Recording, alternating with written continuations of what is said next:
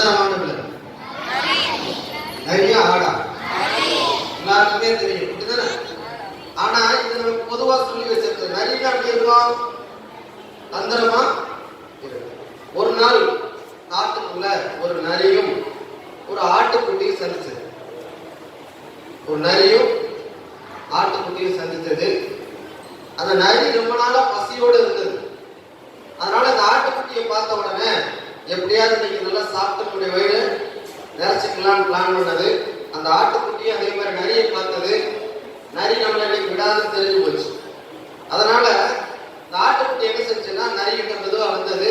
நீ பசியா இருக்குன்னு எனக்கு தெரியும், ஆனா நான் இப்பதான் என்ன செஞ்சிருக்கிறேன், நிறைய புல்லெல்லாம் மேய்ஞ்சி இருக்கிறேன், வயிறு நிறைய எல்லாம் புல்லா இருக்குது.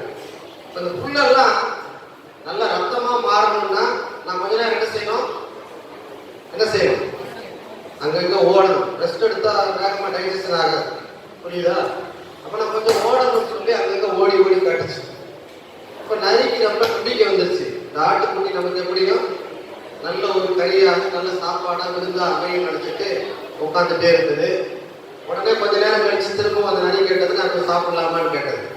அப்ப சொல்லிச்சு, இப்பதான் கொஞ்சம் செரிமானமா இருக்குது, அந்த ரத்தம் என்ன, அந்த சத்து எல்லாம் என்ன ரத்தத்தோட சேரணும்னு சொல்லிச்சு. திரும்ப அந்த ஆடு கொஞ்சம் தூரம் ஓடி ஓடி வந்துட்டே இருந்துச்சு. நம்ம என்ன நினைச்சிருப்போம், ஆடு வேகமா ஓடுறப்பே தப்பி ஓடிடும் நினைச்சோம். ஆனா ஆடு ஓடுனா நரி பிடிச்சுமா பிடிக்காத, பிடிக்குமா இல்லையா? ரைட், ஆட்டோட வேகமா நரி ஓடும். அதனால ஆட்டுக்குட்டிக்கு தெரியும், ஓடுனா தப்பி ஓடுனா அந்த நரி நம்மள விடாதுன்னு அப்படியே ஓடிக்கிட்டே இருந்துச்சு. ஓடி ஓடி திரும்ப வந்துச்சு. அப்ப சொன்னது, இன்னும் கொஞ்சம் எனக்கு செரிமானமாக இருக்குது, பக்கத்துல ஒரு கோயில் இருக்கு, அந்த கோயிலுக்கு போவோம் நம்ம 2 பேரும். அங்க கூடுதலா கொஞ்சம் நான் எக்ஸசைஸ் செய்யறேன், செஞ்ச பிறகு என்னுடைய கறியை சாப்பிடலாம் அப்படின்னு நிறைய ஆட்டுக்குட்டி கொண்டு போச்சு. கோயிலுக்கு போச்சு. அந்த கோயில்ல உங்களுக்கு தெரியும், நிறைய இந்து கோயில்கள் என்ன இருக்கும், கோயில மணி இருக்கும் இல்லையா? இந்த ஆட்டுக்குட்டி என்ன செஞ்சா அப்படியே குதிச்சுட்டே இருந்த ஆட்டுக்குட்டி மெதுவா தாவி மணியை அடிச்சது. அது காட்டுக்குள்ளன்னு சொன்னேன். மணி அடிச்சவங்க என்ன நடக்கும், பக்கத்துல இருக்கிற மக்கள்லாம் வேலை செய்யறவங்கலாம் என்ன இந்த நேரம் கோயில மணி அடிக்கிற சத்தம் கேட்குதுன்னு வர ஆரம்பிச்சாங்க. அப்ப நரி நிற்குமா, என்ன செஞ்சிருக்கோம், நரி ஓடிடுச்சு. இப்ப நரி தந்திரமானதா ஆடு தந்திரமானது?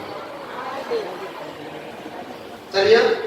நம்ம என்ன நினைச்சிட்டு இருப்போம், நரிக்கு தான் அதிகமான தந்திரம் இருக்குன்னு நினைச்சோம். ஆனா இப்ப யாரு தந்திரமா செயல்பட்டது, ஆடு. இந்த தந்திரம் சொல்றதோட ஆட்டுக்குட்டி மிக ஞானமாக செயல்பட்டது அப்படின்னு சொல்லுவோம். அப்ப ஞானமாக நாம் செயல்படுகிற பொழுது நமக்கு வருகிற ஆபத்துகளிலிருந்து நாம் காப்பாற்றப்படுவோம். புரியுதுங்களா?